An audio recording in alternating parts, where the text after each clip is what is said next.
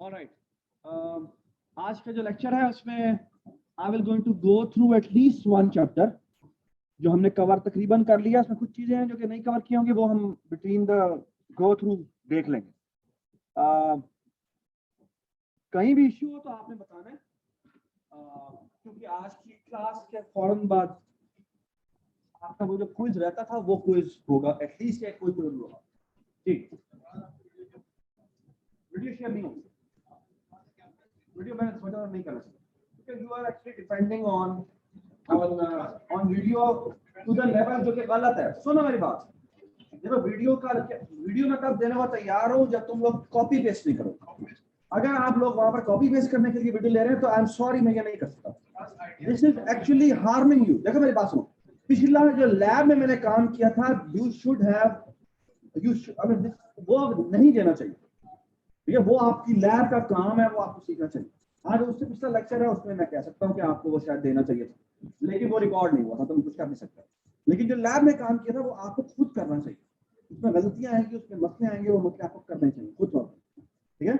Lecture जो होगा वो मैं आपका वीडियो लेक्चर दे दूंगा, लेकिन जो कोड वाला होगा I will try my best कि मैं ना दूं आपको, क्योंकि वो आपको खुद करना चाहिए, ठीक है? अगर आप उसे कॉपी पेस्टिंग के लिए ले रहे हैं तो गलत कर रहे हैं। अगर मैं आपको दे रहा हूँ तो वो आपके साथ दुश्मनी होगी।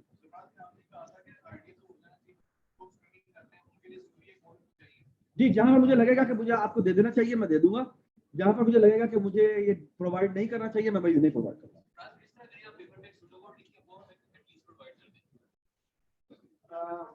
मेरे ख्याल में आपको आपने अभी देखा, आपको जो स्टाइल ऑफ टीचिंग है उससे पता लग जाना चाहिए कि you are here to learn. Syntax में आई मीन जो सिंटेक्स की चीजें वो आपको मैं आपकी बात दे रहा हूँ, आप किताब पढ़ते जाए साथ साथ आपको पता लगता जाएगा। इस तरह का स्ट्रक्चर बनाते हैं, इस तरह से डिस्ट्रक्टर बनाते हैं, जितनी भी डिटेल कॉपी स्ट्रक्चर ऐसे बनाते हैं, ठीक है? ये चीजें ऐसी हैं जो कि आप वैसे कागज में से एक नाम नोट कर लें और देखते जाए किसी भी स्टैंडर्ड बुक से। मैं आपको दे रहा हूँ आज, और दूसरी में आपको अगली क्लास में मोस्ट प्रोबब्ली हम शुरू कर देंगे, उसमें आप पढ़ते जाएं और आपको सिंटेक्स डिटेल पता लग जानी चाहिए। बाकी एल्गोरिथमिक डिटेल वो आपको नहीं बतानी चाहिए, ठीक है? वो आपको खुद डिस्कवर करना आना चाहिए। आई एग्री टू दो स्टूडेंट्स जो कि बाकी स्टूडेंट्स की हेल्प कर रहे हैं, कि हमें लग रहा है कि आप चीटिंग करा रहे हैं, तो ये गलत बात है। तो काइंडली आप थोड़ा सा अपने आप पे स्ट्रेस डालें कि कोई भी नहीं देता ये काम करके, कोई भी नहीं देता। मैं आपको अगर प्रोवाइड करूंगा तो गलत करूंगा, ठीक है? इसकी वजह यह है कि आप अगले आने वाले सेमेस्टर में आपका यही होगा, तो आप जो चीज मांग रहे हैं वो गलत है, ठीक है? जो प्रोवाइड मुझे करना चाहिए वो मैं जरूर आपको बताऊंगा, ठीक है? चलें जी, तो आज का जो लेक्चर है उसके अंदर कुछ नोट करने की जरूरत नहीं है, क्योंकि मैं सारे जो आपको कोर्स है वो इस बुक से करवा रहा हूँ, ठीक है? और जहां कहीं भी मुझे लगा कि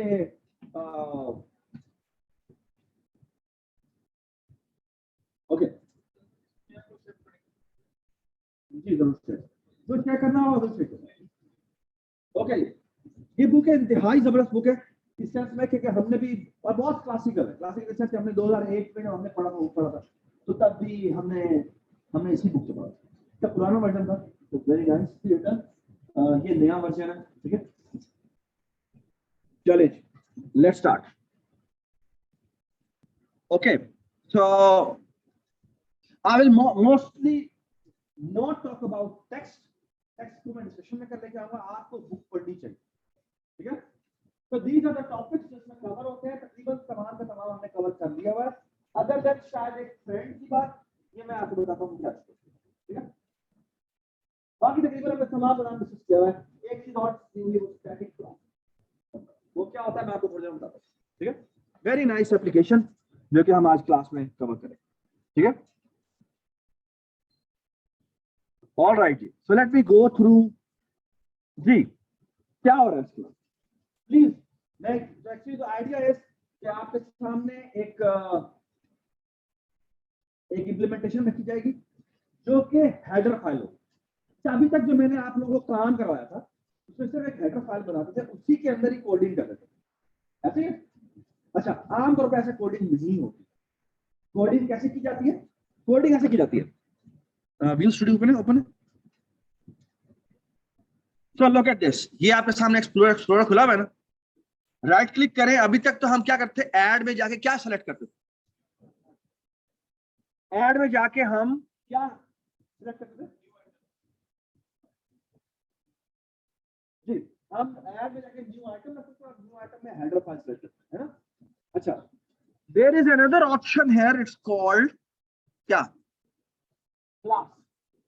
आप चाहे तो एक क्लास भी ऐड कर सकते हैं। ओके, अच्छा, अगर हम क्लास ऐड करें तो क्या होता है, आपको यहाँ पे क्लास का नाम लिखना पड़ता है। फॉर एग्जाम्पल, हम कोई भी एक क्लास ऐड करना चाहते हैं, कोई एग्जाम्पल दें, कोई क्या नाम, क्या क्लास होनी चाहिए।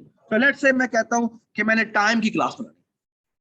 अब जैसे टाइम की क्लास बनाएंगे तो आपको यहाँ पे नजर आ रहा होगा कि क्लास का नाम टाइम है और हेडर फाइल time.h बनेगी, and there will also be a file which I am going to create called time.cpp. Okay, what will happen is the following, कि time.h में क्लास की सिर्फ प्रोटोटाइप होती है।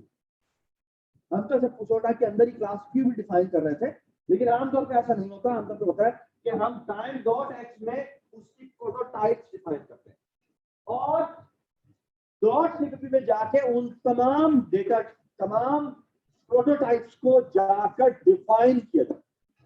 इस आपको समझ में आ गई बात। अच्छा, उसका तरीकाकार क्या होता है। फॉर एग्जांपल, मैं यहाँ पर एक टाइम की क्लास बना रहा हूँ और मैं यहाँ पे ओके प्रेस करता हूँ, देखिए क्या होगा। यहाँ पर आप ऑटोमेटिकली ये देख रहे हैं, आपको क्या नजर आ रहा है।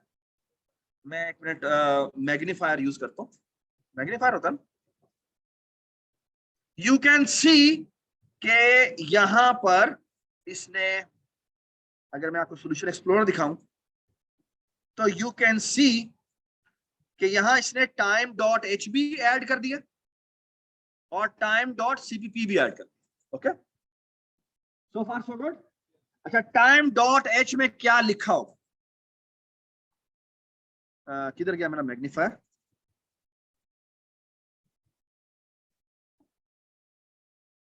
जी, time.h में कुछ भी लिखा होगा, बस ये लिखा होगा। अच्छा, प्रैग्मा वंस ऊपर लिखा होगा। प्रैग्मा वंस क्या होता है मैं आपको बताता हूं।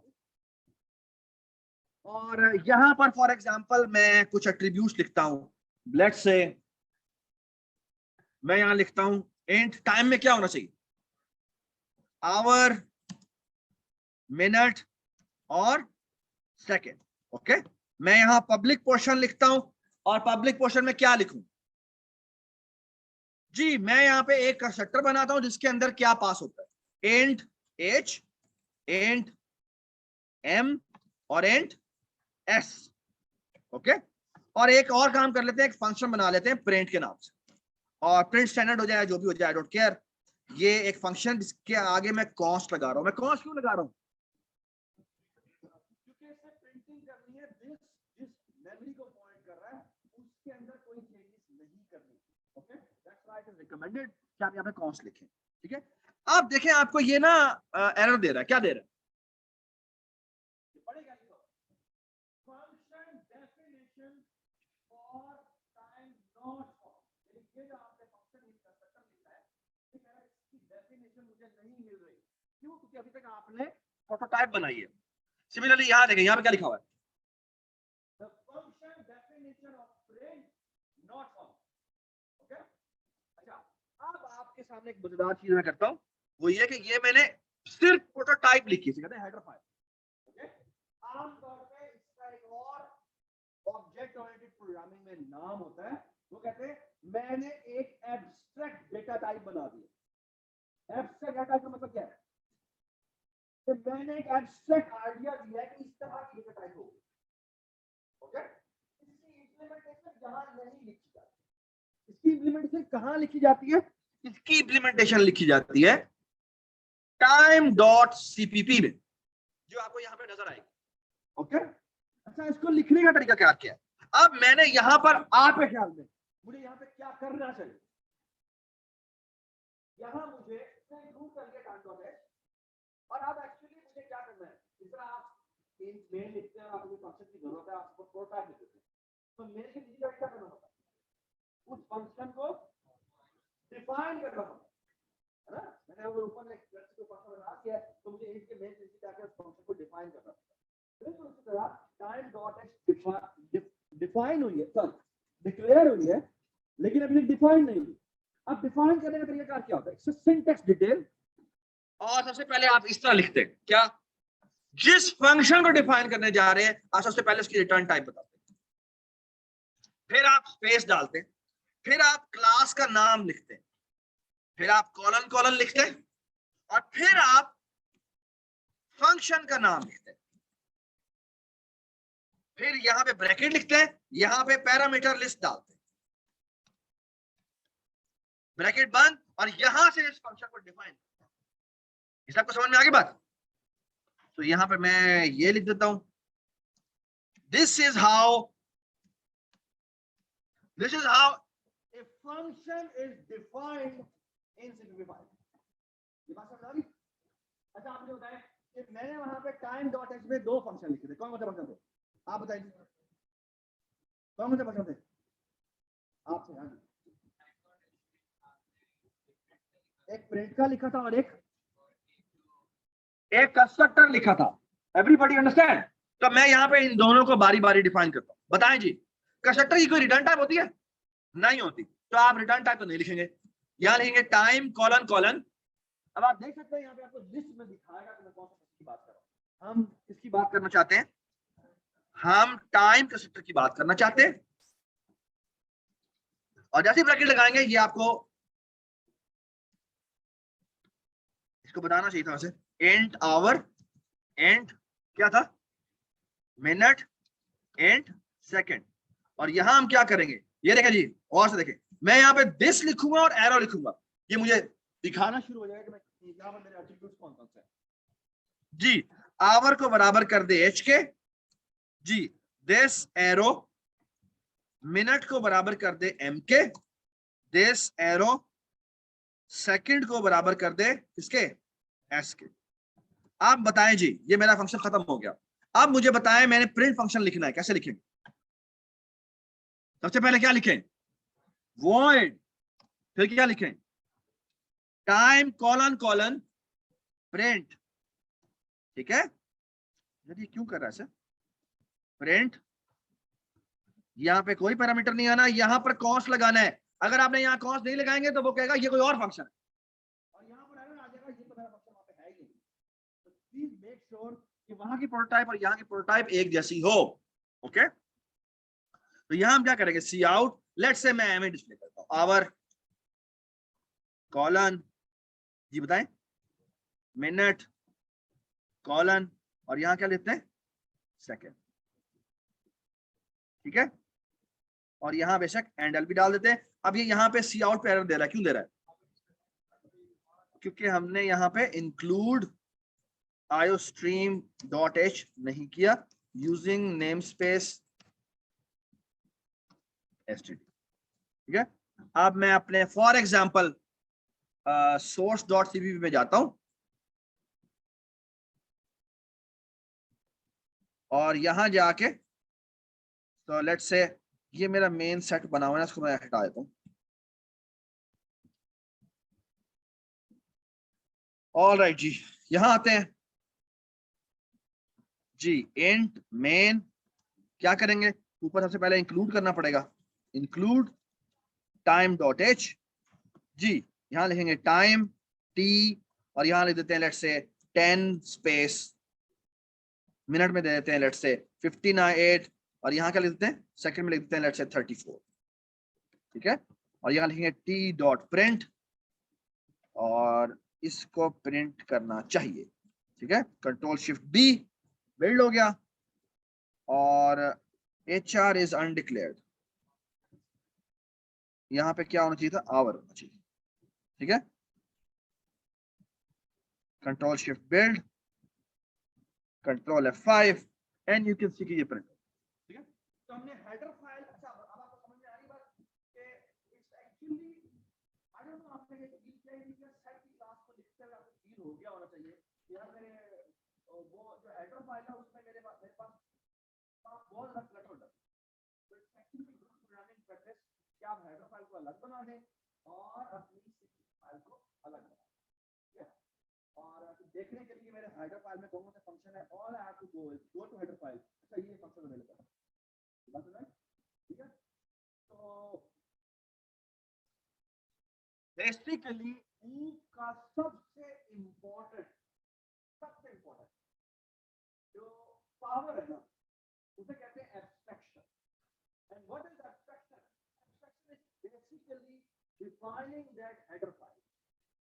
ओके, और आमतौर पे आप कहते हैं क्या है कि वो जो हेडर फाइल है ना, वो आप आउटसाइड वर्ल्ड को भेज देते हैं। ये लो भाई, ये मेरी हेडर फाइल है।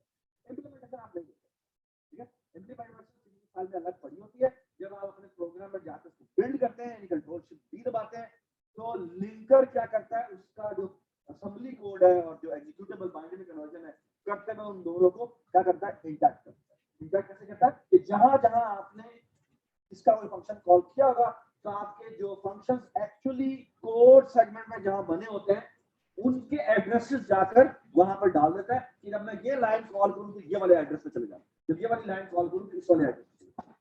ओके, ये डिटेल आप असेंबली लैंग्वेज में जाकर पढ़ेंगे, ठीक है। डोंट वरी अबाउट इट, ठीक है। अगर आपको पूरी डिटेल समझ में नहीं आई, ठीक है, बट एवरीबॉडी शुड अप्रिशिएट कि मैंने हेडर फाइल अलग बनाई है और सीन फाइल अलग बनाई, ठीक है। The overall idea is to make things clean, okay, and abstract, okay, शाबाश। अच्छा, एक और बात, ये जो आपको हेडर फाइल नजर आ रही है ना, ये इसके ऊपर ना यहाँ पे लिखा हुआ है प्रैग्मा वंस। प्रैग्मा वंस क्या होता है? प्रैग्मा वंस एक्चुअली इज कि ना, आप मुझे बताया कि मैंने एक ब्लॉक में बैठा हूं, मैंने इंट ए बनाया, फिर उसी ब्लॉक में मैंने इंट ए दोबारा बना दिया। तुम्हारा नाम क्या? अमीन। क्या हो, क्या कर देगा? एक ही नाम के दो वेरिएबल बना दिए आपने, तो मेरा भाई ये रीड डिक्लेरेशन नहीं होती। समझ में आ गई बात? अच्छा, प्रैग्मा वंस क्या करता है? प्रैग्मा वंस ये करता है कि बेसिकली वो कहता है अगर ये टाइम डॉट एक्स पहले इंक्लूड हो गई भी है, अब देखना, आपने लेट्स से आपने एक प्रोग्राम बनाया, उसमें 50 हेडर फाइल्स बनाई, अब इधर भी टाइम की जरूरत थी, इधर भी टाइम की जरूरत थी, तो मैं क्या करूंगा, इधर भी टाइम इंक्लूड करूंगा, इधर भी टाइम डॉट इंक्लूड करूंगा, क्या मसला आ सकता है? रीडेफिनेशन का एरर आ सकता है। आपकी वो हेडर फाइल एक दफा आ गई है, दोबारा आपने डिफाइन कर दिया, ऐसी का बात। ये ऊपर प्रैग्मा वंस लिखा है ना, ये इस चीज को हैंडल करता है। ओके, विजुअल स्टूडियो में लिखा हुआ कोड प्रैग्मा वंस लिखा के ये बात एलिमिनेट कर देता है। यानी फॉर एग्जांपल ये देखें, मैं यहाँ पे ये नहीं लगाता, मैं ऐसे कमेंट कर देता हूं, आप देखना क्या होगा।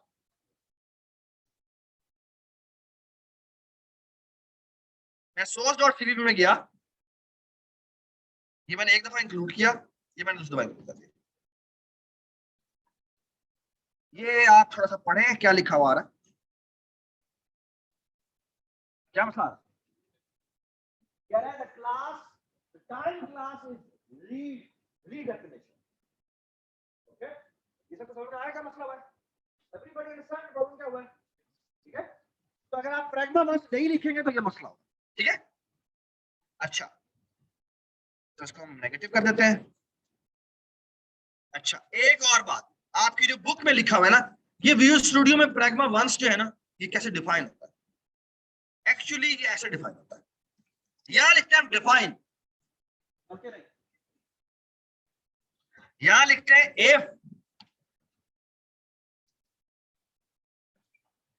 इफ एंड डिफाइन, ये होता है, मैं भूल भी गया, एंड डेफ होता है, सॉरी।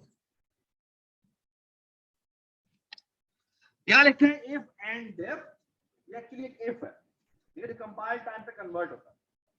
आप करते क्या है, इस क्लास से पहले, इस क्लास से पहले आप करते हैं कोई भी एक नाम रखें, मतलब टाइम के लिए मैं क्या नाम रखूं, लेट्स से मैं कहता हूं टाइम अंडरस्कोर एच, ये मैंने एक नाम रखा।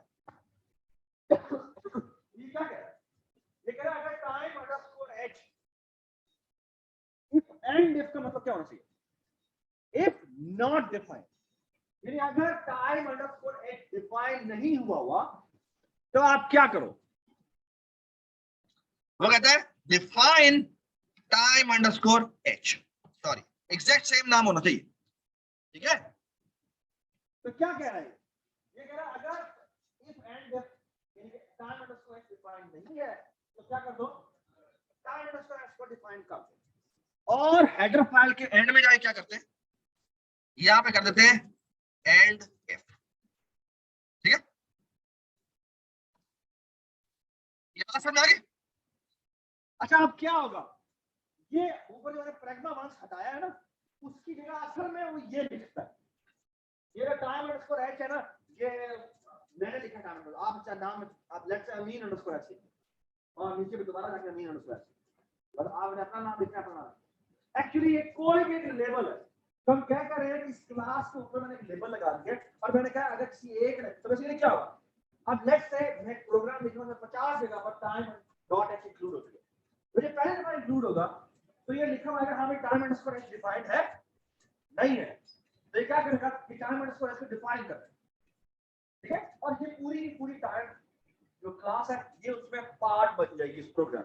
अब कोई और फाइल है वो भी जाके इसको इंक्लूड करती है टाइम डॉट एच को, क्या होगा, वो पहली लाइन लाइन नंबर 3 चलाएगा, यहाँ पे क्या लिखा हुआ if अनडिफाइंड, अगर टाइम अंडरस्कोर डिफाइन नहीं है, डिफाइन है या नहीं है, वो हो चुका है, तो ये बेसिकली इसको दोबारा पार्ट में इंक्लूड नहीं कर, बस अगर जी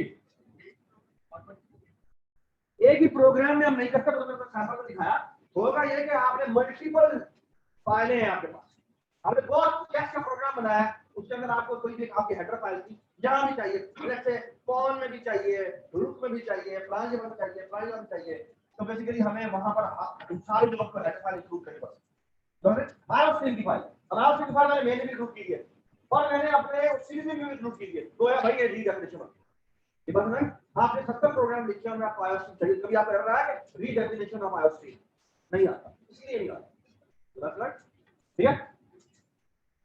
तो ये जो लिखा हुआ है इसका हमारे पास विजुअल स्टूडियो में शॉर्टकट होता है और वो कहते हैं प्रैग्मा वंस, ठीक है, और pragma once is basically essentially means this, ठीक है, ठीक है, ठीक है, अच्छा शॉर्टकट, आप जब भी आप क्लास बनाएंगे उसके ऊपर प्रैग्मा वंस लिखा हुआ आएगा, ठीक है, ऑलराइट,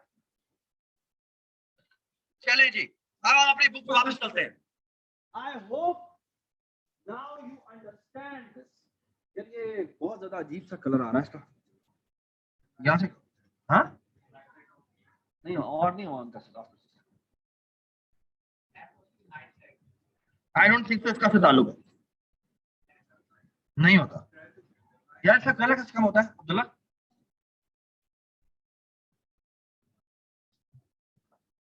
ये होता है F5,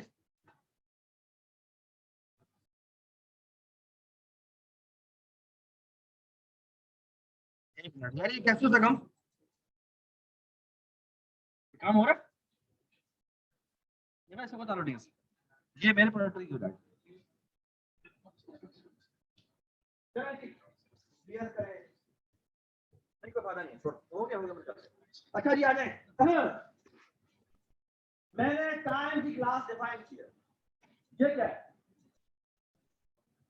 ये क्या है, डिफॉल्ट कंस्ट्रक्टर है, ये क्या है, सेट टाइम मैंने फंक्शन लिखा है, तो इंट तीन पैरामीटर पास हो, यहां पे सिर्फ प्रोटोटाइप लिखिए, ओके, फिर आपने प्रिंट यूनिवर्सल का मतलब बनाया, प्रिंट करने, ठीक है, इससे यहां पे इसको अनसाइंड आवर मिनट और सेकंड का, क्यों, क्योंकि जो टाइम होता है वो आपका नेगेटिव में नहीं होता, डज इट मेक सेंस, ठीक है, लेकिन इनपुट में वो नेगेटिव नंबर दे सकता है, ठीक है, ऑलराइट, ये सब कुछ समझ में आ गया, ऑलराइट, अब हम आई होप आप लोग खुद जाके पढ़ेंगे कि ये चीज क्या होती है, ठीक है, और मेरे ख्याल में मैंने ये समझा दिया आपको क्या चीज, ठीक है। अच्छा अगर आप ये नहीं डालेंगे, ये बड़ी अच्छी बुक लिखी हुई है, यहाँ पे ये बता भी रहा है, अगर आप नहीं करेंगे तो किस तरह का एरर आएगा, मल्टीपल सोर्स फाइलों में अगर आपने इंक्लूड किया है, it's a really beautiful book, you should read it, ठीक है, और फिर इसने गुड प्रोग्रामिंग प्रैक्टिसेस बताई हुई है कि आप आमतौर पे क्या करते हैं, जो आप हेडर फाइल लिखते हैं उसी का ही नाम लिखते हैं, यानी आप चाहें तो मैंने time.h क्लास बनाई है, लेकिन मैं चाहूं तो कोई और xyz नाम भी रख सकता हूं, लेकिन हो सकता है xyz फिर आप कहीं और भी रखते हैं तो आपको याद नहीं रहेगा, तो इसलिए एक्चुअली गुड प्रोग्रामिंग प्रैक्टिस कि आप जो क्लास बना रहे हैं उसी क्लास के नाम से आप अपना लेबल डिफाइन करें, ठीक है। अब आप आते हैं सीपीपी के अंदर, यहां देखें जिसने क्या किया, जबरदस्त बात, पहले पहले पहले आपको शौक रखना चाहिए इस लाइन के ऊपर, क्या हो रहा है। शौक रखना चाहिए आपको, क्या हो रहा है। हमने क्या किया था, मैंने कहा यार दर्शक के अंदर आओ और आगे क्या, आवर इज इक्वल टू क्या करो, 0 साइन करो, मिनट इज इक्वल टू 0 और सेकंड इज इक्वल टू। यहां पे ये नहीं करा, यहां पर ये क्या कर रहा है, एक थोड़ा सा डिफरेंट, और वो ये है कि यहां पे लगाता है वो कॉलन, और कॉलन लगाने के बाद इस तरह से इनिशियलाइजेशन करता है, ठीक है। अच्छा, मैं इसलिए भी चाहता हूं कि आपको ना एक दफा मैं बुक से शुरू करवाऊं ताकि आपको पढ़ने की आदत पड़े, ठीक है। और आज के बाद आपको ये काम शुरू कर देना चाहिए, जो भी मैं आपको टॉपिक पढ़ाऊं जाके बुक से पढ़े, ठीक है। और आपको हम कोशिश करेंगे कि हम बुक से मेंशन कर दें कि हमने इस वक्त जो टॉपिक पढ़ा है वो कहां से पढ़ा, ओके। उससे फायदा ये होगा कि आप इसको रिवाइज कर लें, दूसरी बात है कि छोटी छोटी चीजें जो हम मिस कर देते हैं। अब देखो, मैंने अपने लेक्चर में ये बात नहीं बताई, कॉलम लगा के भी आप कर सकते हैं, मुझे अपनी देखे दोबारा याद आया और हमेशा ही भूल जाता हूँ। अच्छा, अब ये कॉलम लगाने से होता क्या है, कॉलम लगाने के बाद आप बेसिकली क्या करते हैं, आपने एट्रीब्यूट का नाम लेते हैं, क्लास एट्रीब्यूट का नाम लेते हैं, और यहाँ पर आपने जिससे इनिशियलाइज करना है वो इनिशियलाइज करना है। फॉर एग्जांपल, अगर यहाँ पे पैरामीटर में पास होता है h m और s पास होता है, तो मैं यहाँ पर h पास कर देता हूँ, यहाँ पर m पास कर देता हूँ, यहाँ पर s पास। लेकिन करता क्या है, मसला ये है कि जब टाइम के सेक्टर के अंदर आते हैं तो एक्चुअली ये आवर, मिनट और सेकंड बन चुके होते हैं, ओके। ये बन चुके होते हैं, तो उसके अंदर बन चुके होंगे, तो मैं जब 13 लाइन के अंदर आऊंगा तो क्या होगा, उनके अंदर वैल्यूज क्या होंगी, नहीं गार्बेज वैल्यूज होंगी, ये बात समझ। और लेकिन अगर मैं ऐसे इनिशियलाइजेशन करता हूं तो इसका मतलब पता क्या होता है, इसका मतलब होता है जैसे ही तुम बनाओ साथ ही इसको 0 से रिप्लेस करो, जैसे ही तुम मिनट बनाओ इसको 0 से रिप्लेस करो, जैसे ही तुम सेकंड बनाओ 0 से रिप्लेस करो, बस right, that is what it means, okay. एक मिनट, एक्चुअली ये बैकएंड में करता क्या है, जैसे ही बनाता है साथ ही इसको वैल्यू इनिशियलाइज, ओके। यानी गार्बेज का सवाल ही बदल जाता है। Everybody understand. मैं आपको एक और बड़ी खबर बता, ये मेंबर इनिशियलाइजेशन अगर इनिशियलाइज ना हो तो एक बहुत बड़ा मसला होता है, और वो मसला ये है, इमेजिन कि आप एक क्लास बनाते हैं, उस क्लास में एक एट्रीब्यूट है, या अजबर कितनी गलत बात, इधर आके बैठो बेटा, आप भी इधर आके बैठो, इधर आया,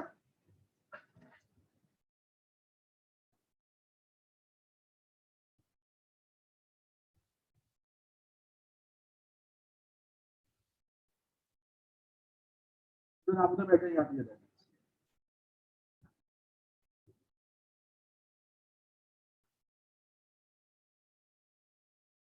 लेकिन द फॉलोइंग कि आपकी क्लास है, उस क्लास में एक एट्रीब्यूट है जो कांस्टेंट, यानी कांस्टेंट इंट है, ठीक है।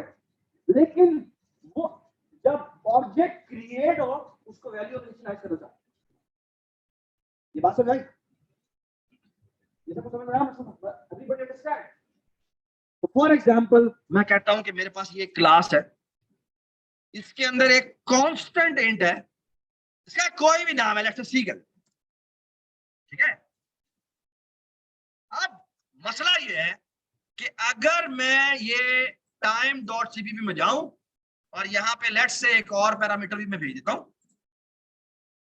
इसका नाम है इंट अंडरस्कोर सी, और करना मैं ये चाहता हूं कि दिस एरो सी को मैं ये अंडरस्कोर सी असाइन करूं, ठीक है।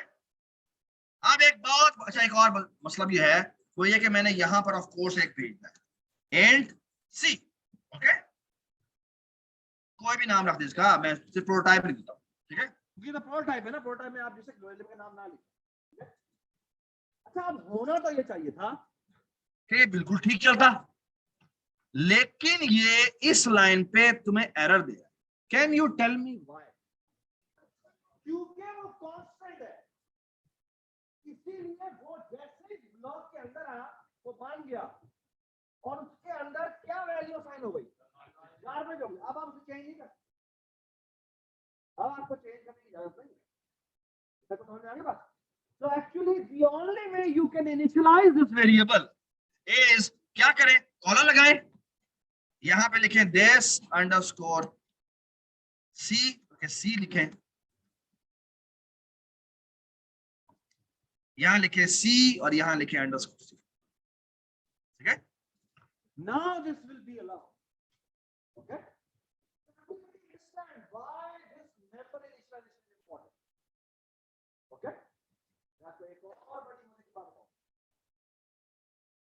मुझे थोड़ी देर में बताते हैं, ये सारा मौजूद है, मजा आता है। Everybody understand this idea कि member initialization list is a very important way of initialization. Okay? क्योंकि ये at the time of making he initialization. Okay?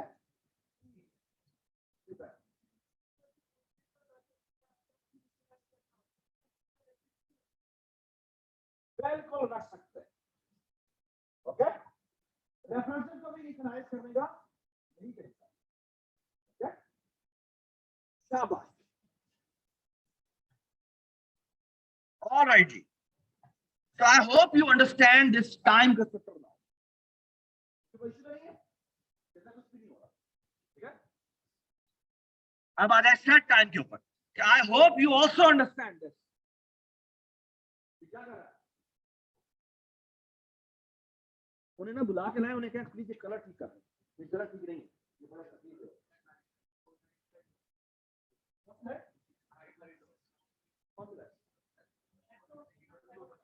यार कर दो यार, लैपटॉप की लाइट ऑन।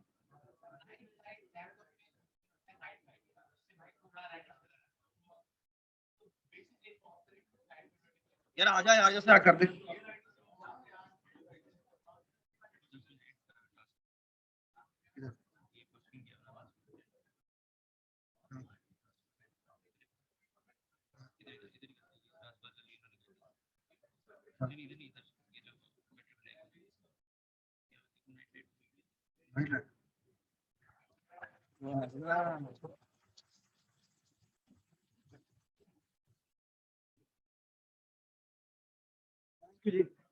अच्छा जी, alright, I hope you understand this. I hope you understand this. Okay? ये क्या रहा है? ये कहता है अगर मेरी रेंज इसके दरमियान में, of course आवाज से greater than equal to 0, less than equal to 24, less than 24. अब मिनट भी ऐसा होना चाहिए सेकंड, ठीक है? तो ये वैल्यू इसमें क्या करता है? ओके? अदरवाइज वो कुछ करता है। ओके? ये हमारे कोर्स का आखिरी टॉपिक, ठीक है? लेकिन मैं आपको इसकी थोड़ी झलक बता, इस तरह से बताइए, ठीक है? सर आमतौर पर हमने पिछली इम्प्लीमेंटेशन के टाइम में उसमें अगर वो गलत इम्प्लीमेंटेशन, अगर वो गलत वैल्यू इनिशियलाइज कर देता है तो हम क्या करते हैं, उसको हम 0 से इनिशियलाइज, ठीक है?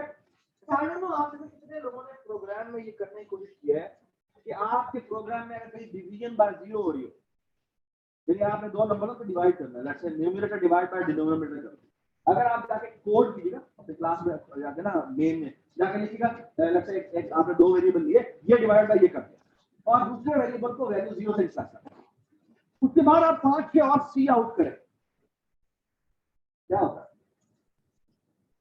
जिस लाइन पे आप डिवाइड बाय 0 करते हैं उसके बाद कोई भी लाइन एग्जीक्यूट नहीं होती, ओके? उस प्रोग्राम पे क्रैश कर जाता है, एक्चुअली वो एरर देता है डिवाइड बाय 0 का एरर, ओके? अच्छा, अब एक बड़ी जरूरी बात, अब जरूरी बात ये है, this is actually what happens is कि आपके प्रोग्राम में डिवीजन बाय 0 हो रही है, आप इज इट कॉल्ड एक्सेप्शन, कि आपके प्रोग्राम के अंदर एक एक्सेप्शन आ रही है, अब हम क्या करें?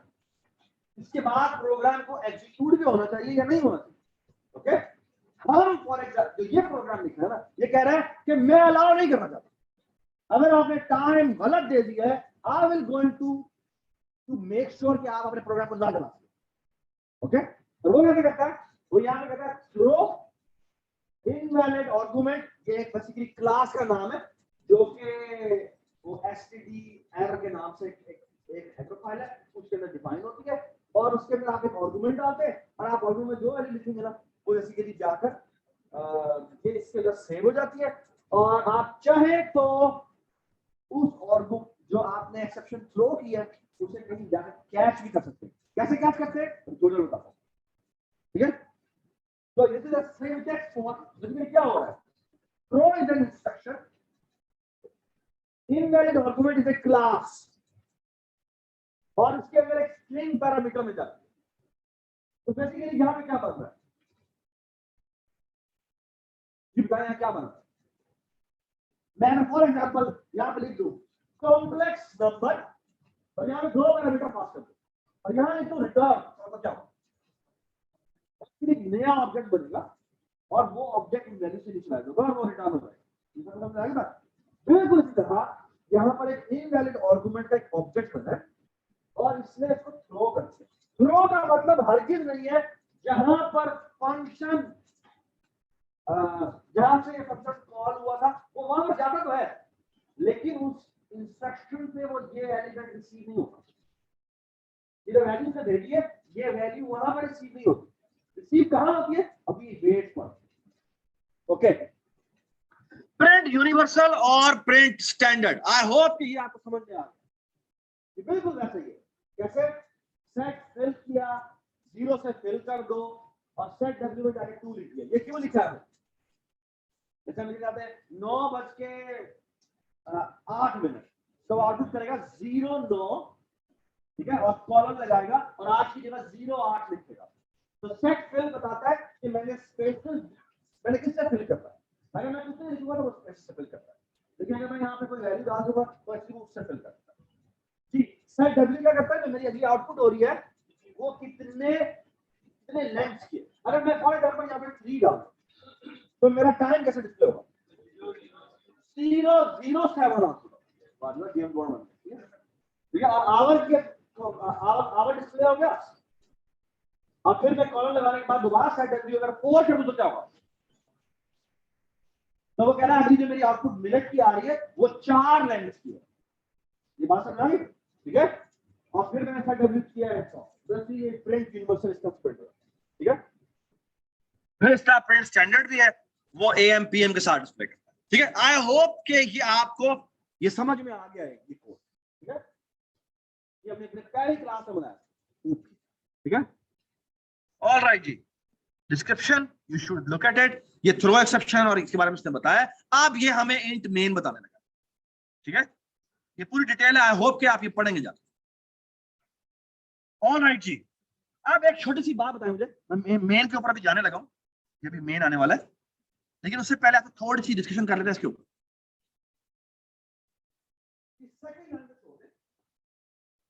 ये बताइए क्या टाइम सनसेट क्या करता है, टाइम सनसेट क्या करेगा, हाँ, एक ऑब्जेक्ट बना रहे हैं, कितने साइज का ऑब्जेक्ट बनाएगा, ये कितने साइज का ऑब्जेक्ट बनाएगा, 12 बाइट का, ओके। तो इसको छोड़ दे, ये एक और तरीका होता है, इसके बारे में बाद में बात करेंगे, ये हम टेम्पलेट्स जब पढ़ेंगे तो उसके बारे में बात करेंगे। ये क्या बनाया इसने, time ampersand dinner time is equal to sunset. ये क्या किया इसने, ये क्या किया, ये क्या नई नॉलेज बनाई है डिनर टाइम, इसने क्या बनाया, ये क्या बनाया है, time ampersand dinner time is equal to sunset लिखा हुआ, ये क्या बनाया है, मैंने कहा सवाल ये है मेरा, ये तुमने एक लाइन लिखी ना सनसेट, तो ये क्या करेगा, ये एक ब्लॉक बनाएगा 12 बाइट का ब्लॉक और यहां लिखा हुआ सनसेट, इसके अंदर होगा बेसिकली 4 बाइट का आवर, 4 बाइट का मिनट और 4 बाइट का सेकंड, ऐसे ही है ना। मुझे बताएं ये क्या है, क्या और अगला ब्लॉक बनेगा, क्या बनेगा, तो ये किस जगह का नाम है,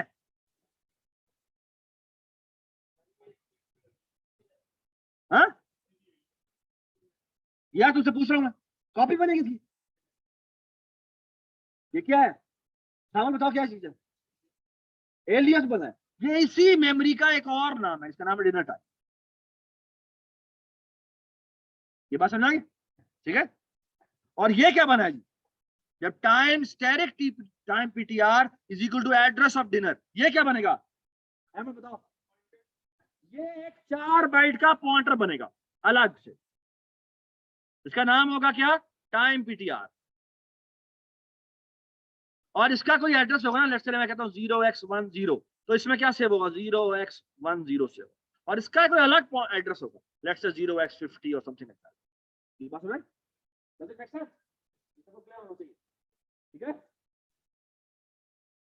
अब हम चलते हैं आगे, ये क्या करेगा,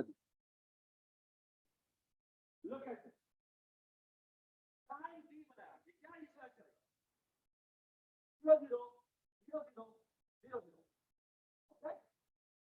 काम करना करेगा, फर्स्ट टाइम प्रिंट करो तो ये 0 0 column 0 0 column 0 0, does it make sense? और अगर हम प्रिंट स्टैंडर्ड आउटपुट करें तो ये 12 कॉलम 0 0 0 0 एएम आउटपुट कर देगा, does it make sense? Answer उसके बाद कहते हैं t dot set time control की वैल्यू पास करें, और अब अगर हम प्रिंट स्टैंडर्ड और प्रिंट को करेंगे तो ये आउटपुट करेगा 13:27 या 1:27, और यहाँ पे एएम आ जाएगा। अब मजे की बात, अगर आप ये करने की कोशिश करें, लुक एट, मैंने लिखा है t डॉट सेट टाइम, यहाँ लिखा है 99 कोई भी गलत है, तो ऊपर लिखेगा क्या, ट्राई और कैच। ट्राई का मतलब है कि मेरा ये जो पीस ऑफ कोड है इसमें कोई एक्सेप्शन आ सकती है, okay. And what is this catch? Catch is telling me कि अगर एक्सेप्शन आए तो तुम ऐसा करना, यहां आ जाना, और लुक एट दिस, यहां पर आपको नजर आ रहा होगा इनवैलिड अंडरस्कोर आर्गुमेंट m%e, तो एसेंशियली क्या बन रहा है, वहां से जो ऑब्जेक्ट भेजा गया था वो यहाँ पर m% रिसीव हो रहा है, और अब क्या करते हैं तो भाई एक्सेप्शन आई है, e dot what is a function जो कि इस क्लास में डिफाइन है, और उसमें क्या लिखा होगा, इनवैलिड, क्या इनवैलिड आवर और मिनट और सेकंड, जो भी उसमें मैसेज लिखा होगा वो मैसेज यहाँ पे डिस्प्ले करेगा, बस राइट। अगर हम ये ट्राई कैच ना लगाते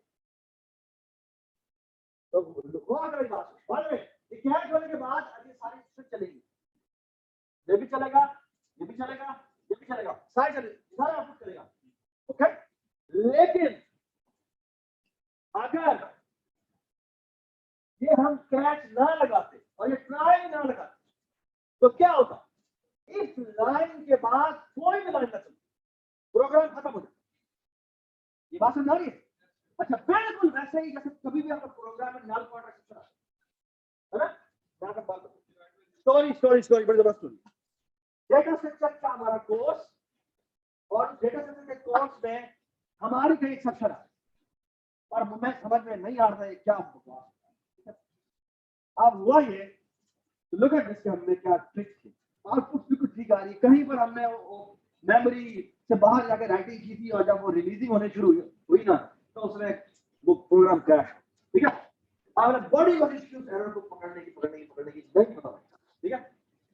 we did a trick, and you know what was the trick, हमने उस पोर्शन पे लगाया ट्राई, नीचे किया कैच, अब मैंने कैच के अंदर एक और चीज होती है, जैसे यहाँ पे डॉट डॉट डॉट, जब डॉट डॉट डॉट का मतलब है मुझे नहीं पता कौन सी चीज है, बात मुझे पकड़, ठीक है, और हमने उसके कैच के अंदर लगाया program successfully you know terminate, और हमने ये प्रोग्राम कर दिया। The important lesson is we try catch. So these are actually very important points. कि कभी ऐसा भी हो सकता है कि आपके प्रोग्राम के अंदर कैसी सेक्शन आ रही है जो कि आपको पता नहीं लगा, तो actually this is actually a very nice idea to handle that part. यार चलो ये काम नहीं हो रहा, ये काम तो हो रहा, ये बात समझ। फॉर एग्जांपल आप एक बड़ा सारा प्रोग्राम लिखा है, यहाँ पे कोई मसला है लेकिन बाकी सारा कुछ तो चलना चाहिए, ये बात समझ आ रही है। फॉर एग्जांपल मैं क्लिक इन्फो की वेबसाइट दिखा रहा हूं और मैं कहता हूँ यहाँ पे ये लाइव मैच आ रहा है, यहाँ पे ये लिखा हो, यहाँ ये लिखा हो, यहाँ पे ये ऐड लिखा हो, यहाँ पे ये करो। अब अगर वो ऐड वाला कोई एप्लीकेशन में कोई मसला आ गया तो ये नहीं होना चाहिए कि पूरी क्लिक इन्फो बैठ गई है, होना ये चाहिए कि यहाँ वाला पोर्शन चलो ना चले, बाकी तो चलता रहे ना, ये बात समझ। This is where exceptional handling helps. Okay? अभी देखो. Everybody understand the need of exceptional handling. Okay? सब एक बात. ये कभी भी मैं तुम्हें अपने कोड में क्लास में नहीं बता सकता. और मैं नहीं बताऊं. Okay?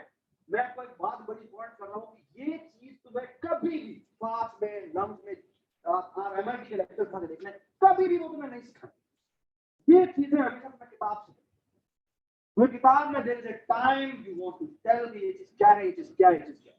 ठीक है ना. You want to tell every single detail. Okay? So please read the book. The book is extremely important. Okay? शुरू में मैं बैकग्राउंड बड़ा जल्दी सेट कर रहा था तो मुझे और वो उसके लिए मटेरियल अनफॉर्चुनेटली है नहीं जो अपने प्लेटफॉर्म में कवर. तो बात यह है कि हमें लेकिन अब आपको एक एक लेसन जो हम कवर करेंगे वो आपको पॉइंट दे देंगे आप याद रख पाएंगे. ठीक है.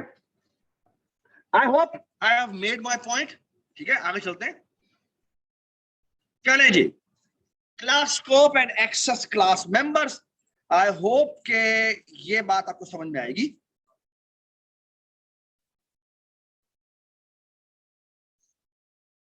प्लीज खामोश हो जाए. यहाँ पे जो बता रहा है कि बेसिकली आपको सिर्फ आउटसाइड वर्ल्ड में पब्लिक पार्ट एक्सेसिबल होता है. यानी ऑब्जेक्ट के साथ डॉट लगाकर आप हमेशा जब एक्सेस कर सकते हैं तो वो सिर्फ पब्लिक पार्ट कर सकते हैं. Alright ji.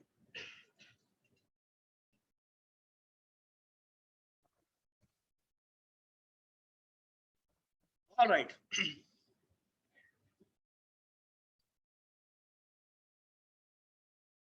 Default constructor. I hope you understand this.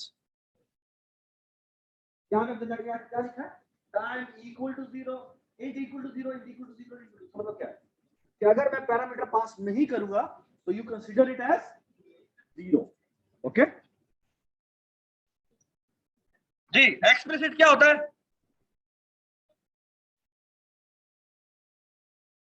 Explicit क्या होता है. अच्छा अभी थोड़ी देर रुकते हैं. ठीक है. तो इग्नोर करते हैं. लेट्स से एक्सप्लिसिट नहीं लिखा हुआ. ठीक है. ठीक है जी. ये इसने बेसिकली वही प्रोग्राम लिखा हुआ है. गेट आवर वगैरह की सारी एग्जांपल लिखी हुई है. तो यहाँ पर थोड़ा सा ये चेंज करता है इस इंप्लीमेंटेशन में. और इस इंप्लीमेंटेशन में जैसे वो था ना सेट टाइम लिखा हो. अब सेट टाइम में जैसे वो करता है यहाँ पर सेट आवर एच लिखता है सेट मिनट एच लिखता है और ये इसके अलग-अलग फंक्शन लिखता है. और जो ऊपर से चेक लगाया हुआ है अगर एल्स होता है तो कहता है आवर में मसला है. और मिनट वाले में क्या करता है मिनट वाले में थ्रो क्या करता है?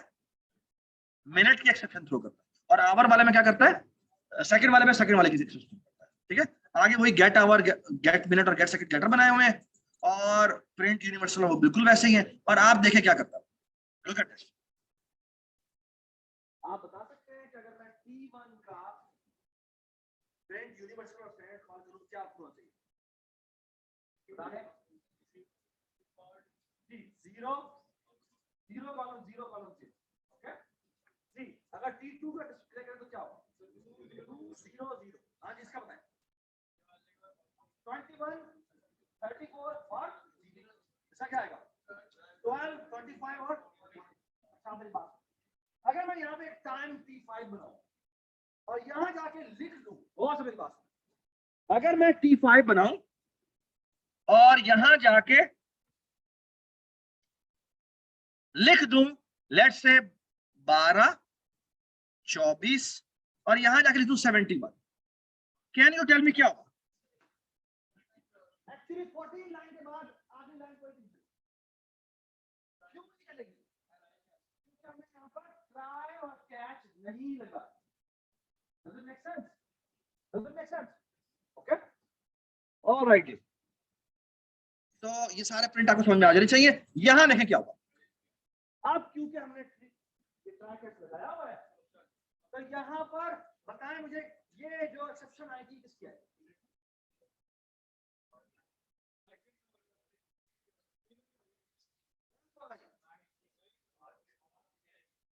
कैश यहाँ हो रहा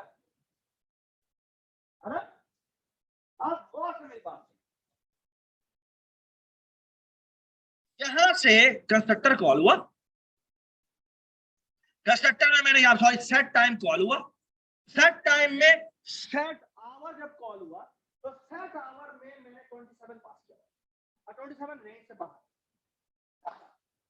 वहां से हुई सेक्शन शुरू हुई तो वो वापस आया जहां पर है, मुझे लगा यहां मैं कहा कैसे लगा नहीं हुआ, तो क्या होगा ये इससे ही बाहर आ जाए, इससे जब बाहर आएगा तो मेन है, मेन में बताया ट्राई कैच लगा हुआ है, लगा हुआ है, तो ये यहाँ आएगा और इस कैच में आएगा और यहाँ पे डिस्प्ले करेगा, मुझे बताया क्या डिस्प्ले करेगा, आवर डिस्प्ले करेगा, मिनट और सेकंड डिस्प्ले नहीं करेगा।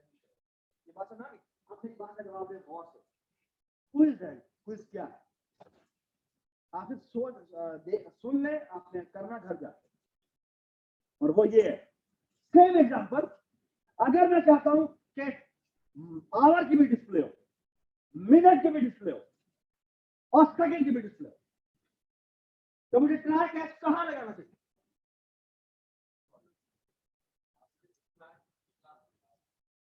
चाहिए अहमद,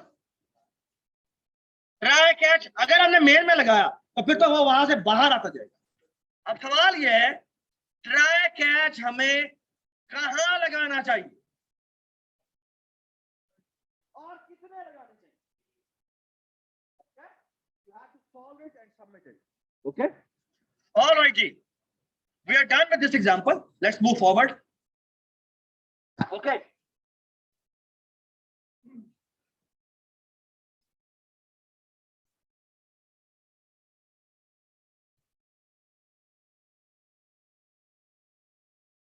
और बड़ी जरूरी बात, और जरूरी बात यह है कि अगर हम नई चीज पर करते हैं उसमें हम इस तरह से रिसर्च भी कर सकते हैं, और उसमें हम क्या कर रहे हैं, हम कह रहे हैं कि पहले एट्रीब्यूट को तुम करो, दूसरा कह रहे हैं पहले 21 और दूसरा 24 है, तो ये और okay, this is called member initialisation list, हम डायरेक्टली यहां पे कॉल कर रहे हैं। ओके ओके जी, अब हम आते हैं डिस्ट्रक्टर के ऊपर। डिस्ट्रक्टर क्या होता है? डिस्ट्रक्टर कब कॉल होता है? हाँ, डिस्ट्रक्टर जब भी कोई ऑब्जेक्ट डिस्ट्रॉय होगा उस वक्त डिस्ट्रक्टर कॉल होता है। ओके ऑलराइट, अच्छा अब हम एक बड़ी ही मजे की एग्जांपल करने लगे हैं, और वो बड़ी, और इसके ऊपर आपका जो क्विज का सेकंड क्वेश्चन है वो बेस है, ठीक है? तो कोई मसला है तो मुझे अभी बताइएगा। ओके ऑलराइट, ये एक सिंपल सी क्लास है, इसका नाम है क्रिएट एंड डिस्ट्रॉय, और इसको एक इंटीजर पास होता है और एक स्ट्रिंग पास, और क्रिएट एंड डिस्ट्रॉय क्या करता है, और वो कैसे डिस्प्ले करेगा भाई, मैंने ये है कि मैं क्रिएट हुआ हूं और ये मैं डिस्ट्रॉय हूं, ठीक है? इंट का मतलब है कि मैं कौन सी मेरी आईडी है, ठीक है? ऑलराइट, सो स्ट्रिंग बेसिकली एक मैसेज होगा और इंट उसकी आईडी होगी, ठीक है? तो यहाँ पे ऑब्जेक्ट आईडी लिखा हुआ है और यहाँ पे आप जो मैसेज डिस्प्ले करवाना चाहें जी, फॉर एग्जांपल मैंने एक आईडी 1 का बनाया है और मैंने इसका नाम रखा है ग्लोबल है वो, फिर एक और है जो मैंने कहा है कि वो लेट्स से मेन में आते के साथ ही बना है, ठीक है? जो भी हमने नाम रखा है, ठीक है? Alright, so look at this, मैं इसकी डेफिनेशन भी दे देता हूं। अब हम क्या कर रहे हैं, आईडी आती है, वो ऑब्जेक्ट आईडी को आईडी सेंड कर देता है और जो भी मैसेज आता है वो मैसेज को सेंड, इसको समझ में आ गई बात? कुछ भी नहीं किया, और ये आप लिख देता है कि ऑब्जेक्ट इस आईडी का क्रिएट हुआ है और कंस्ट्रक्टर रन हुआ है, ओके? और जो भी मैसेज आप डिस्प्ले करना चाहते हैं बताओ, यानी इस आईडी का कंस्ट्रक्टर रन हुआ है और जो भी मैसेज देना चाहते हैं, ठीक है? अब जब डिस्ट्रॉय कॉल होता है, डिस्ट्रक्टर कॉल होता है, तो वो कहता है हां भाई ऑब्जेक्ट आईडी के क्या वन है, ठीक से वो एंगल थोड़ा सा बस करेंगे कि वो ना कि वो क्लटर ना हो जाए, ठीक है? तो ये इसने एंगल वगैरह किया हुआ है, इस तरह से वो कहता है कि साइड का डिस्ट्रक्टर कॉल, ठीक है?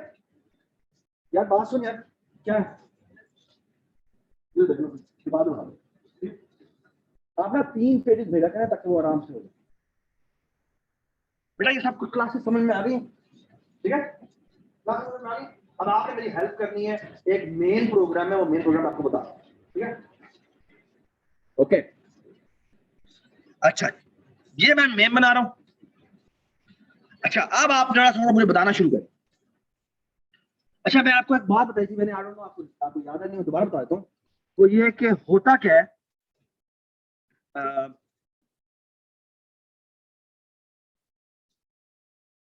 लेट्स से, बल्कि मैं काम करता हूं यहाँ पे ना, इसको इरेज कर देता हूं।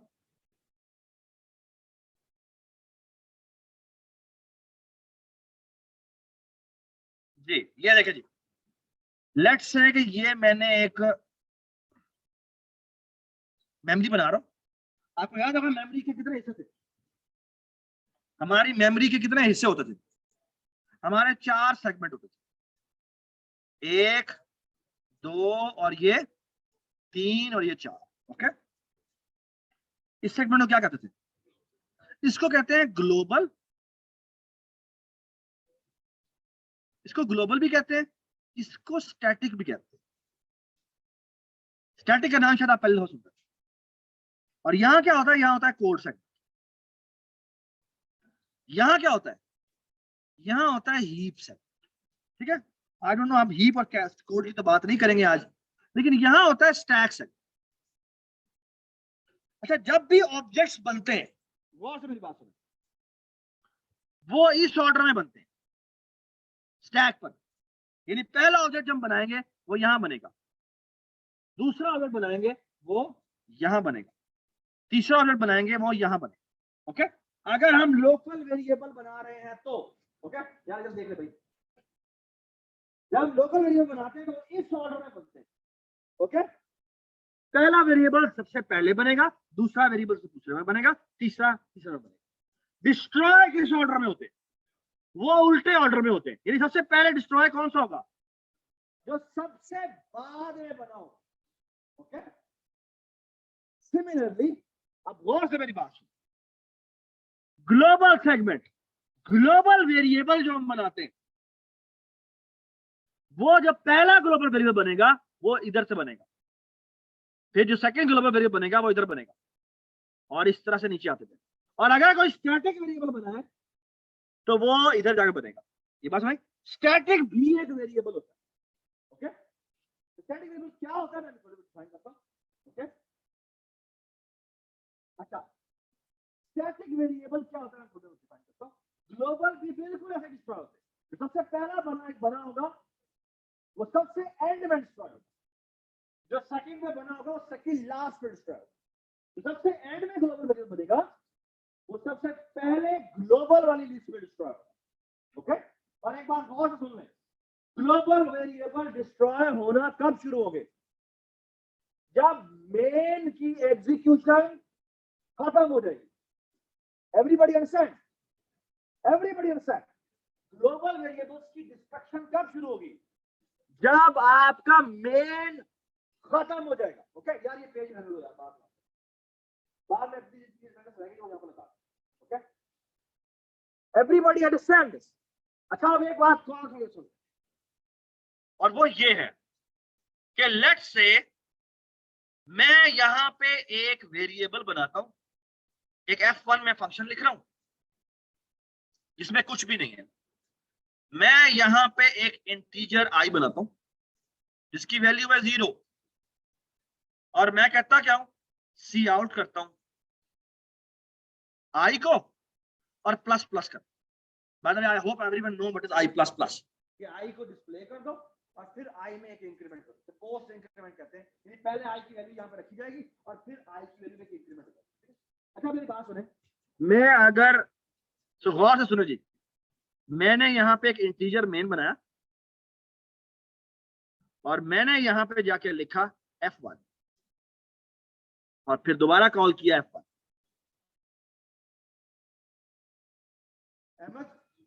F1 कॉल किया, आज मेरी इसलिए 0 क्या किया, क्या होगा 0 और i प्लस प्लस हो गया, तो i की वैल्यू बढ़ गई। लेकिन F1 मैंने दोबारा कॉल किया, तो दोबारा अंदर आएगा तो i की वैल्यू कितनी होगी?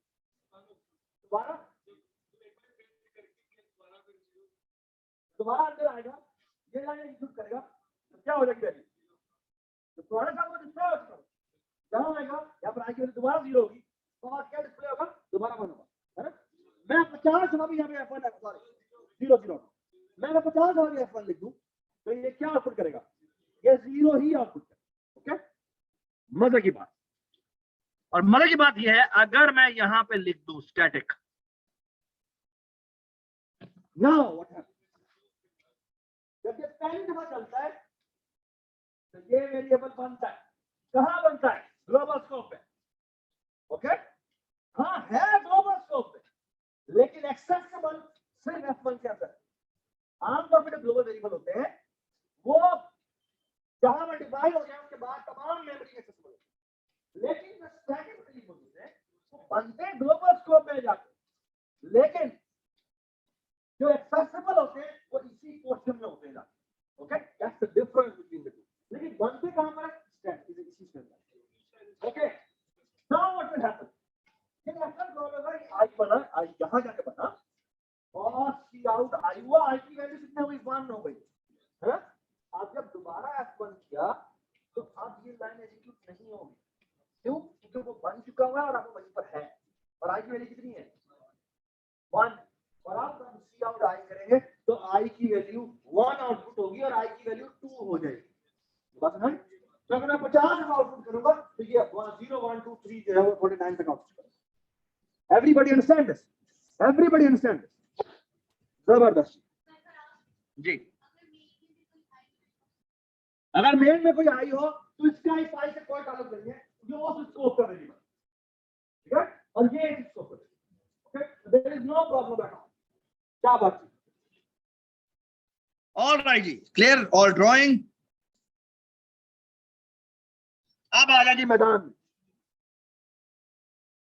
Let's try to execute this program, और आपने मेरी हेल्प करनी है कि किस तरह प्रोग्राम चल रहा होगा और आउटपुट आ रही होगी, ठीक है। ओके जी, लुक एट दिस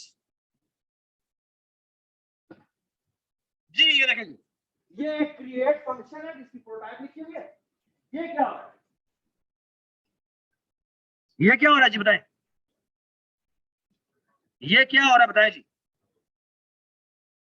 ये क्या भाई क्या हो रहा है, लाइन नंबर 10 पे क्या हो रहा है, लाइन नंबर 10 पर क्या हो रहा है बताइए। लाइन नंबर 10 पर बेसिकली ये पहला वेरिएबल बन रहा है, इसका नाम क्या है, ग्लोबल बिफोर, अच्छा वंस की आईडी और ग्लोबल, तो बेसिकली मेरा ख्याल है ये आउटपुट होनी चाहिए कंसोल पर 1, यानी आईडी उसकी 1 है, और आना चाहिए ग्लोबल, ग्लोबल बिफोर मेन, ठीक है। ऑलराइट। अब आ जाते हैं सी आउट के अंदर, ये मैसेज आउटपुट होगा, ये लिखते हैं जी क्या, यहां लिखते हैं मेन, ठीक है, मेन क्या होगा, मेन फंक्शन, ठीक है ना, एग्जीक्यूशन बिगिंस, ठीक है। अब क्या हुआ जी, अब सेकंड वेरिएबल बन रहा है, तो क्या होना चाहिए, आईडी, आईडी क्या आएगी जी, आईडी आनी चाहिए 2, हाँ जी आना क्या चाहिए, लोकल ऑटोमेटिक, यहां आना चाहिए, सारी बातें यहाँ पे साथ में भी लिखा है, कंस्ट्रक्टर कॉल हुआ है, ठीक है, तो यहाँ पे भी आना चाहिए कंस्ट्रक्टर कॉल हुआ है, और इसका नाम क्या है जी, ये है जी बताएं, लोकल ऑटोमेटिक, ठीक है। जिसके बाद क्या है, उसके बाद मैंने एक स्टैटिक वेरिएबल बनाया जी, स्टैटिक वेरिएबल मेरा कहां से, ऐसे अब मैं यहाँ पे ना आपके सामने मेमोरी बना रहा हूं, तो मेमोरी में क्या होना चाहिए बताते जाए मुझे, जो फर्स्ट है वो कहां बना है, तो मैं अभी 2 स्कोप बना रहा हूं, एक स्टैक का और एक ग्लोबल का, कोल्ड और हीप बनाने की जरूरत नहीं है, उसमें है ही नहीं जी। तो ग्लोबल में पहला कौन सा बना हुआ होगा, 1 यहां बनाओ, ठीक है, उसके बाद सेकंड जो है वो यहां बनाओ, ऐसे ही है, फिर क्या होगा, फिर 3 जो है वो स्टैटिक है तो वो यहां बनाओ, ऐसे ही है, फिर 4th पे आ जाते हैं, बगैर नहीं पहले क्रिएट कॉल करते हैं। अब क्रिएट में क्या हो रहा है, आ जाए जी, आ जाए, क्रिएट फंक्शन क्या करता है, क्रिएट फंक्शन जो भी मैसेज करता है वो हम इसको इग्नोर कर देते हैं, और आप बताएं क्या होगा जी बताएं, फिर 5th बनेगा, 5th क्या है, लोकल वेरिएबल है, है ना? तो ये कहां बनेगा? ये यहां बनेगा। और आउटपुट क्या होगी बताएं? और बाद में यहां मैंने वो लिखा है, मैंने एक और लिखा था ID और यहाँ था 3, यहाँ पे क्या आउटपुट होगी? यहाँ होगा कंस्ट्रक्टर कॉल, और ये कौन सा वाला है जी? स्टैटिक है। ऐसे ही है, ठीक है जी। उसके बाद क्या है? उसके बाद ये एक जो फिफ्थ के बाद सिक्स बना है, ये सिक्स क्या है? ये स्टैटिक है। तो ये फिफ्थ बनेगा यहां जाके, और यहां पर आउटपुट होगी, सॉरी हमने, एक मिनट, ये हमारा बना ID और यहां बना 5, और ये है कंस्ट्रक्टर, और ये है जी कौन सा? ऑटोमेटिक है ना? ये ऑटोमेटिक है। और फिर हमारा 6 बना है, 6 यहां जाके बना। Thank you so much for correcting me. उसके बाद 7th है। 7th कहां बना है जी? 6 भी बना होगा, 6 भी यहां बना होगा। ID यहाँ पे 6 होगी, और यहाँ पे लिखा हुआ क्या? यहाँ पे लिखा हुआ स्टैटिक। ऐसे है। उसके बाद आते हैं 7th के ऊपर। 7th यहां आ गया, ID यहाँ पे आएगी 7, और यहाँ क्या आएगा? ये है जी दोबारा से ऑटोमेटिक, है ना? लोकल है और ऑटोमेटिक है। और 7 कहां जाके बना है? 7 यहां जाके बना, ठीक है। 5 यहां बना है, 6 ऊपर बना है, और 7 यहां बना, ठीक है। अब फंक्शन डिस्ट्रॉय खत्म हो गया। जब फंक्शन खत्म होगा तो क्या डिस्प्ले होगा? सबसे पहले कौन डिस्ट्रॉय होगा जी? बताएं जी, क्या डिस्ट्रॉय होना चाहिए सबसे पहले? जी स्टैक पर डिस्ट्रक्शन होनी शुरू होनी है, और इस स्कोप में ये दोनों बने हैं, 7 बने और 5 बने। तो सबसे पहले डिस्ट्रॉय कौन होगा? 7 डिस्ट्रॉय होगा या 5 डिस्ट्रॉय होगा? 7। तो यहां पर लिखा हुआ आएगा ID 7, और यहां आएगा कंस्ट्रक्टर की जगह डिस्ट्रक्शन। ऐसा ही है। उसके बाद क्या आएगा? उसके बाद 5 डिस्ट्रॉय होगा, यहां लिखा होगा ID, यहां पे आएगा 5, और यहां आएगा डिस्ट्रॉयड। ये बात समझ आ गई जी? ये दोनों डिस्ट्रॉय हो गए, ठीक है। अब हम दोबारा मेन पे चलते हैं। अब मेन में जाकर एक और क्रिएशन हो रही है। किसकी हो रही है क्रिएशन? 4 की क्रिएशन हो रही है। तो यहां पर जाएगा और यहां जाके लिखेगा ID 4 क्रिएटेड, है ना? क्रिएटेड का मतलब है कंस्ट्रक्टर कॉल होगा, है ना? कंस्ट्रक्शन, और ये भी लोकल ऑटोमेटिक है। और 4 कहां जाके बना है? 4 अब यहां जाके बना, ओके। और अब मेन खत्म हो गया। मेन खत्म होगा तो सबसे पहले क्या डिस्ट्रॉय होगा? सबसे पहले डिस्ट्रॉय होगा ID 4 डिस्ट्रॉयड। इसका मतलब है ये डिस्ट्रॉय हो गया। उसके बाद कौन डिस्ट्रॉय होगा? उसके बाद होगा ID 2 डिस्ट्रॉय। ऐसे ही होगा, यही है ना? ये पहले स्टैक वाले सारे डिस्ट्रॉय होते, तो ये डिस्ट्रॉय हो गया। अब कौन डिस्ट्रॉय होगा? नहीं, इसी ऑर्डर में, जिस ऑर्डर में बने उससे रिवर्स ऑर्डर में डिस्ट्रॉय होते। तो पहले कौन डिस्ट्रॉय होगा? ID 6 डिस्ट्रॉयड जी। फिर ID 3 डिस्ट्रॉयड, और फिर क्या होगा? ID 1 डिस्ट्रॉयड, ठीक है। लेट्स चेक कि हमारी जो आउटपुट आ रही है वो ठीक आ रही है कि नहीं आ रही।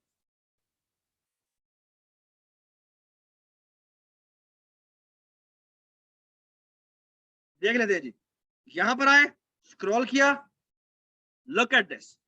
पहला कंस्ट्रक्शन, तो लेट्स टिक मार्क एवरीथिंग। ये यहां तक हमने आउटपुट करनी है, और नीचे तो नहीं है, कोई नीचे नहीं है। So let's look at it. ये देखिए जी, बारी बारी देखते जाते हैं। ऑब्जेक्ट 1 कंस्ट्रक्शन, ऑब्जेक्ट 1 कंस्ट्रक्शन जी। Object 2 construction, object 2 construction. Object 3 construction, object 3 construction. Object 5 construction, object 5 construction. 6 construct, 7 construct, 6 construct, 7 construct जी। एंड होता है 7 डिस्ट्रॉयड, 7 डिस्ट्रॉयड, 5 डिस्ट्रॉयड, 5 डिस्ट्रॉयड जी। 4 construct, 4 construct, 4 destroyed, 4 destroyed, 2 destroyed, 2 destroyed, 6 destroyed, 6 destroyed, 3 destroyed, 3 destroyed, 1 destroyed, 1 destroyed.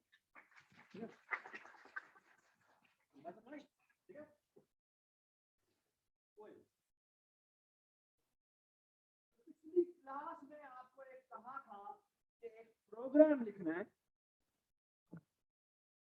जिस program की, एक minute please,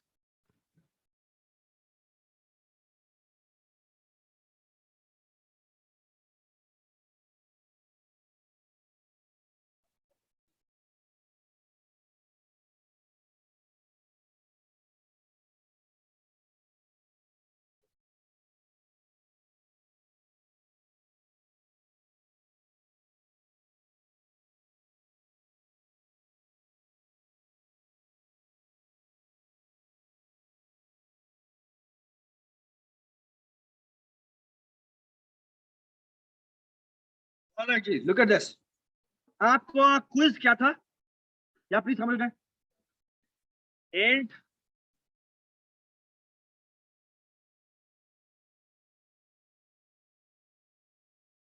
and main cout hello, लेकिन इस programme की आउटपुट आनी चाहिए, और वो आनी चाहिए आई एम कोई भी नाम, हेलो, और यहां आना चाहिए गुड बाय, और दोबारा सी देते, ठीक है? ऑलराइट, अब आपको ये क्विज कर लेना चाहिए। ओके, ठीक है। आपकी जो डेडलाइन थी क्विज की वो आपको मैंने देखी थी। अच्छा, हम एक और बात सुन लें।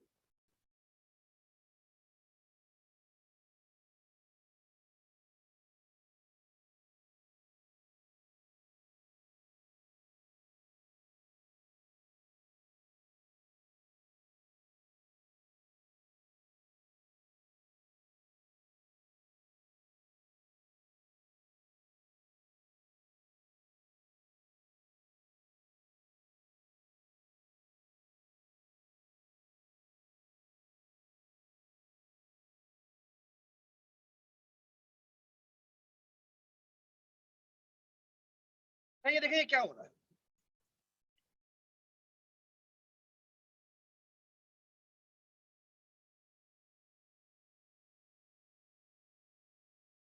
ये क्या हो रहा है, ये क्या हो रहा है? पहली बात तो ये कि सेट है सेट आवर, लेकिन इसकी रिटर्न टाइप हमने रख दी है एंट, और एंट भी नहीं रखी, एंट %, रखी है। ओके यार, 2 मिनट हो जाते हैं। और यहां लिखा return hour, okay, return type है अनसाइंड एंड एम। ओके, जब मैं रिटर्न आवर करूंगा, रिटर्न टाइप में लिखा एंड एम। इस टाइप से मैं वैल्यू रिटर्न नहीं कर रहा,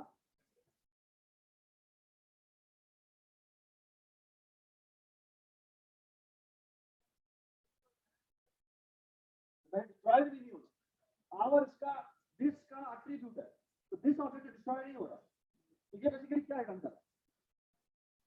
ये एक्चुअल ऑब्जेक्ट की वो प्रॉपर्टी रिटर्न कर रहा है ना, आवर वाली प्रॉपर्टी रिटर्न, है ना? ये देखें, उसके बाद हम एक काम करते हैं,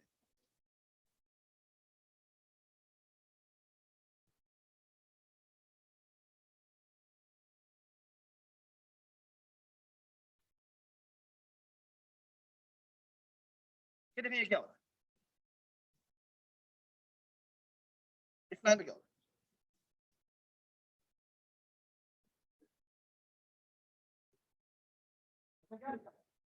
E dot bad set hour 12 is equal to 74। क्या होगा?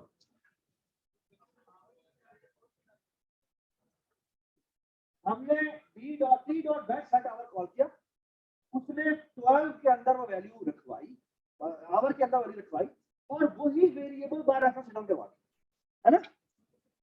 Now it's a dangerous thing.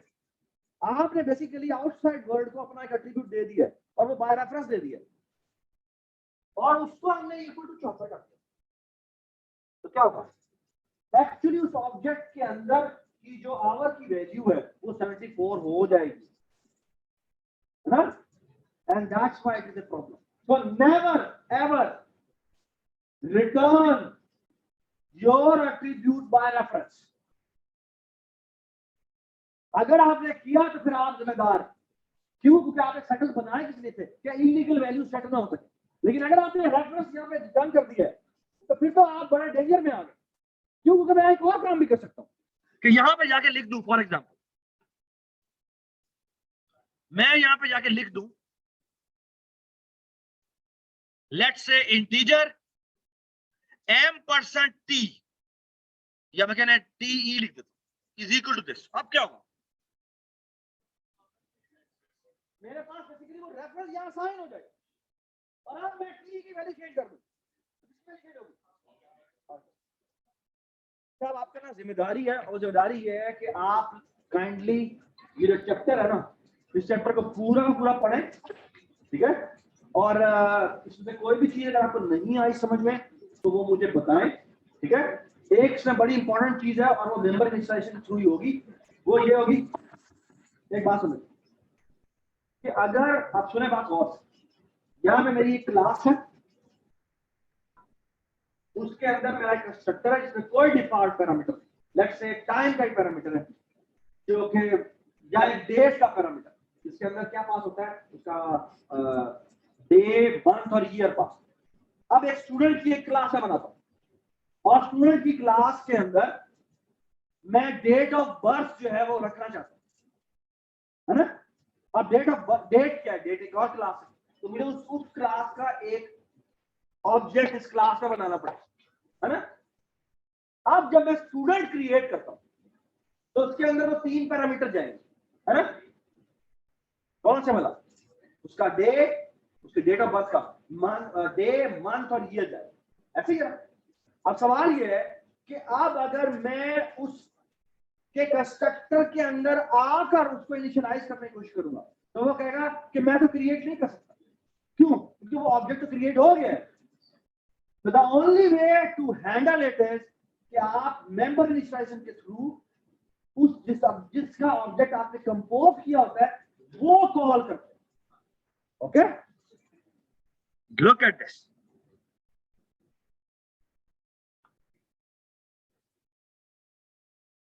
ये देखिए जी, ये डेट की क्लास है, इसके अंदर ये कंस्ट्रक्टर बनाया मैंने, ओके?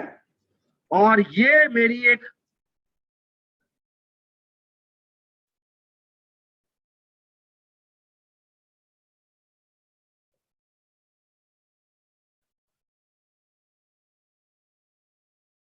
ये देखिए, ये मेरी एम्प्लॉय क्लास है और एम्प्लॉय की क्लास में मैंने डेट ऑफ बर्थ रखी, ओके?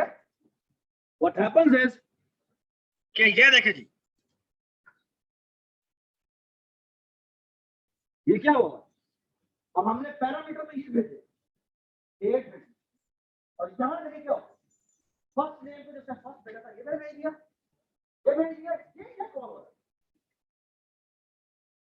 आप बता सकते हैं क्या कॉल हो रहा है? जो इसमें बर्थ डेट का वेरिएबल था उसे मैंने कहा इससे निकाल कर, ये क्या कॉल हो रहा है? पर मुझे बताइए, ये क्या कॉल हो रहा है? पर मुझे बताइए। स्वैपिंग कंस्ट्रक्टर कॉल हो रहा है।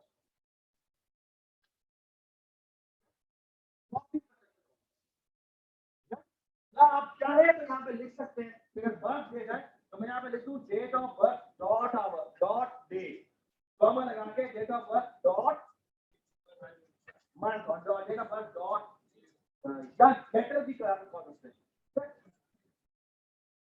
ये आप पढ़िएगा जाके, ठीक है? और काइंडली आज के बाद आपको एक बार बता दो, आपकी कोई भी इस वीक में असाइनमेंट नहीं है, which means I'm expecting कि आपकी